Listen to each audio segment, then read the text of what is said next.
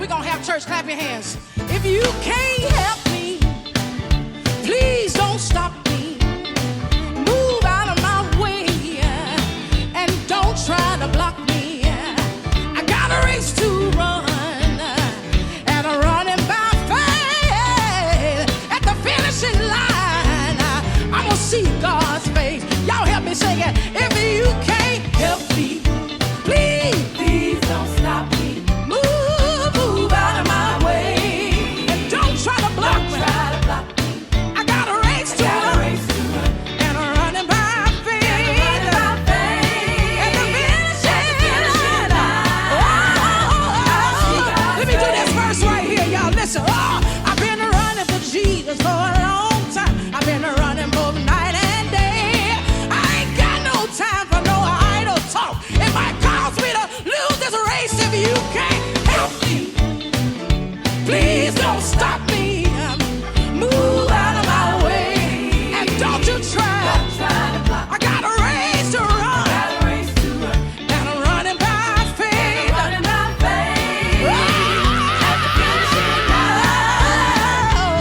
I'm gonna do that verse one more time, y'all. I've been running for the Lord for the long time, running both night and day. I ain't got no time for no idle talk. It might cause me to lose this race. If you can't help me, please don't stop me. Move out of my way and don't try to block me. I got a race to run. I got a race to run. I feel like I wanna run. Can I get one witness out there that'll put your hands together? So it get hard sometimes. It get rough sometimes. Sometimes I wanna give up. Sometimes I wanna throw in the towel. But are you gonna keep on running? Anybody here gonna run? Out the Box TV, your man Roger hanging out with.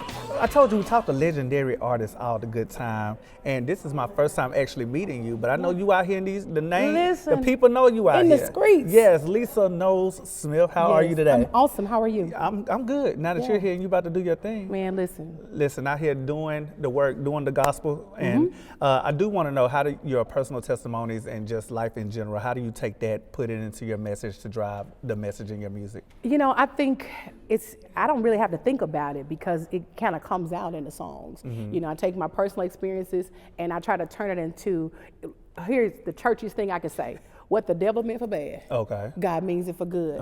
So I take those personal things that I go through, turn them into words and encouragement for other people to know if he did it for me, he can do it for you too. Okay. Now let the internet tell it. You've been doing this for 20-some years, but I just heard you talking about as a whole, 50-something plus years. So I already know there's a legacy there with the family. How do you honor the legacy, but also drive like your personal vision or what your take is on this thing? You know, I think my family starting at 50 years ago, I try to always hold on to that traditional style and sound. So even though we merge infuse other sounds, contemporary and some country, you might hear a little worship, we do it all, but I always try to remember where we came from. And I always try to keep that, and that keeps the legacy alive. Okay, and you've been doing this thing for a long time.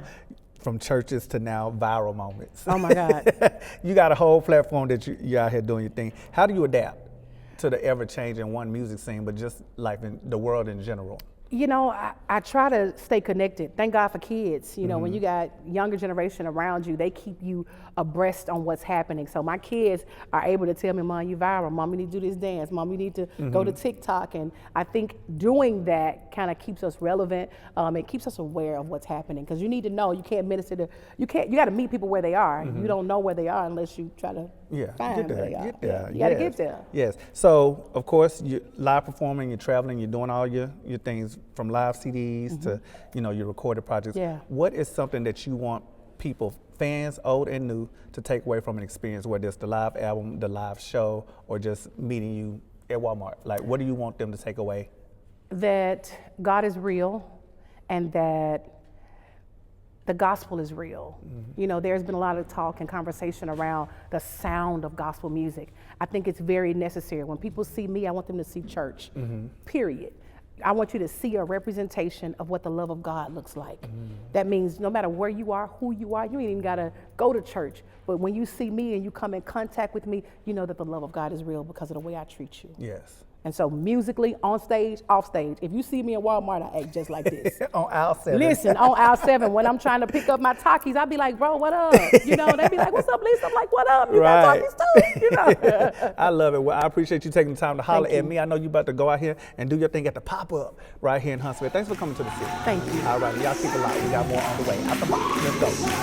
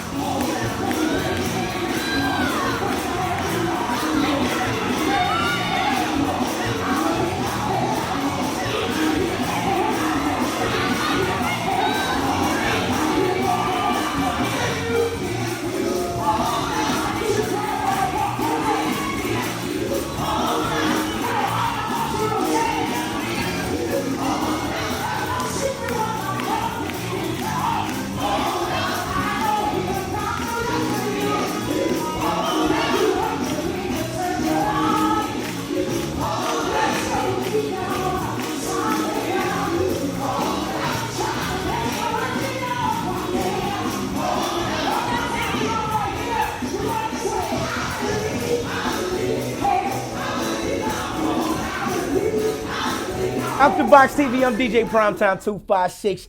Don't forget the 256. And I'm with Grammy nominated, Stellar Award winning. I'm talking about Artist of the Year. Girl, you is on what they would call fire! Adia, how are you doing, girl? I'm doing so good. Your energy is lit. That's your I'm energy. hyped. It's the vibe. You know what I'm saying? Somebody would say, it's the God in me. Quit playing. It's the God in me. What? Yo, we are backstage at one of your shows, and man, hold on, let me rewind. I'm getting too excited. I'm getting ahead of myself. You're doing For wonderful. those of y'all, the people that don't know you, let me exactly know who you are and what you got going on and what you do. Cool. My name is Adia. I'm a Christian R&B artist, and you know I do a little singing, a little songwriting. Listen. I try my best. You know, more than anything, I'm a sister. I'm a best friend. I'm a daughter. Come and on, I love man. the Lord. Man, I love the Lord. Now, you've got all kind of music you got going on. And what I love about a couple of your posts you had going out, you're like, finding my audience. Yes. How important is it to find your audience and what you do, or any artist to find their audience and what they do? Yeah, you know, I think it's important to find your audience because I think the common misconception when people are growing is that everybody's gonna like you or that you're for everybody. And I think you're in for a rude awakening when you fall in that wrong algorithm and you think that you're gonna get support and they're just not into that, you know? So I think it's important to identify who your target is and so that you know who you're speaking to. You know what I'm saying? Because it's like, I'm talking to you, I don't know your name after so long. Right. How much can we talk about? Facts, knowing your audience. So you also got music that you got dropped. Hold on, you're a writer. Yes, sir. Right? You a singer. You do it all, and you're up for a Grammy. I am nominated for a Grammy for the first time this year. Yes. Tell us what it's like to not only be nominated for a Grammy, but also be nominated for a Grammy writing for your mentor as well. Yes, oh my God. It is a dream come true. You know, I say this all the time. I come from a very huge family. My mom was baby of 24 kids. Everybody working this event tonight. Yes, real kids. 24? 24 of them things. Ooh, Yeah, that's my first cousin over there. Everybody working this event is my first cousin. But Lord, I always love doing everything in like family and group settings. So being able to win with people has always been way more joyful than winning by myself. Yeah. You know, I don't really know if you can win by yourself. You always need somebody. There's you know? always a team. I You don't know care what I'm saying? who you see as the front runner. There is always a team Do you hear me? behind them, and Yes. some of them are the best and most supportive. They're the ones that had your back, even though you out there in the front. Oh, You're like, man, I don't know 100%. if I can do this Yeah, anymore. Like, for I done sure. prayed about it. I done did this. I done did that. And one of your friends and family and they come out there and give you that swift kick. Like, what are you doing? Right quick, You wake better, up. you better yacht, but nobody know? knows it. And when you out there giving them shout outs, like it be that one person that they don't know. They walk past and like, nah, that's the one that carried me through everything. Y'all Yes. don't disrespect that one. 100%. Like, yeah, ooh, wait, 100%. don't take me back. Now you've got some projects dropping. What you got coming out? And she got a remix coming out with some stuff coming out. Tell us about what you got going on. Well, you know, right now I am top 10 on Billboard with On the Way. Yee. My first ever solo single is top 10. And so to celebrate my number one, I got a real special remix with one of my favorite people in the world. Uh-oh. Okay, you want to know who it is? Y'all want to know? Good plan. You always want to know my business. That's why I knew you gotta put be me up on in the here. business. Hey, we ain't gonna tell nobody else though, but we gonna post it. But we gonna post it. We gonna post it, Erica though. Campbell is on my remix. Oh, Yes. snap. And I am super elated, not just because she's Erica Campbell, but because she's a great human. Yes. And as a young woman in this industry, I think it's important that there are women that have done this and that are leading by example, that are open to opening their arms and take you in so that they can help to teach you along the way as well. And so that is who she's becoming to me. It just is more than a feature. And so I'm excited to share this experience with her. I love. Ooh, now I just want to get on something real quick because you said something. Now, as a black woman in the industry, Yes. right, and someone instilling something into you as another black woman, how important is it to give back to other people trying to follow your steps, and what advice would you give them? Yeah, I think it's very important. I also feel like one thing that I'm learning the most is that I'm always going to be learning. I'm never going to have all the answers. So I'm going to always need somebody, and there's always going to be somebody that needs me. The thing that I think that I would tell you, whoever's watching me today, is to be yourself. And I know that that's the most cliche thing ever, but one of the things I struggled with the most when I decided that I wanted to use my gift to glorify God, I really felt that I was called to Christian R&B, not that I just wanted to be a gospel superstar, but that I had a specific assignment. But what kept me away from it for so long was feeling like I was inadequate, or because I didn't do the same type of gospel that maybe other people did, that I wouldn't be effective in my ministry. That's the biggest lie that the enemy ever told me. And so I just want to tell you to be yourself. Whatever God's plan is for you and who you are, that is going to come to fruition, because he is the author and the writer of that, and he's going to do it through you. You're just a vessel for his will to be done through you for his people. There's nothing else for me to say except for that's Out the Box TV. And that's on period. Yo, clock it! Clock it!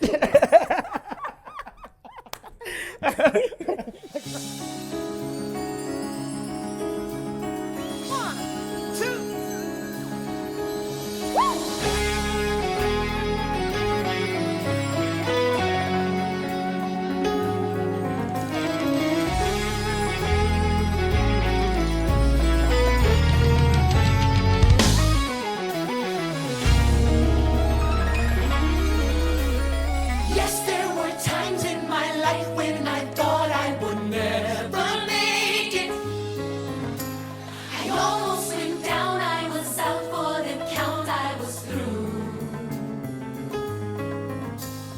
But it was then when I thought it would end that I stood up again. Out the Box TV. Your man Rosa hanging out with the one and only Mr. Anthony out here on the We Outside tour with let's Ty go. Tribbett, rising star in the gospel arena. I Yes, would sir. like to say. Yes, sir. We honor the Lord. We out here doing our thing, and we're going to talk about the whole journey that you have going on. You just recently here dropped a project, Diary Entry Part 1. I did. A nice little sweet EP, short, sweet, and to the point. I read that you poured real life into this project. Like, these were real stories. Tell me a little bit about the journey putting together this EP. Absolutely, man. So over the last 5 years, my relationship with the Lord has like intensified in a crazy way, and it's been through, just moments and encounters that I had at my house, like in my living room, or just week to week, day to day, him showing up in conversations.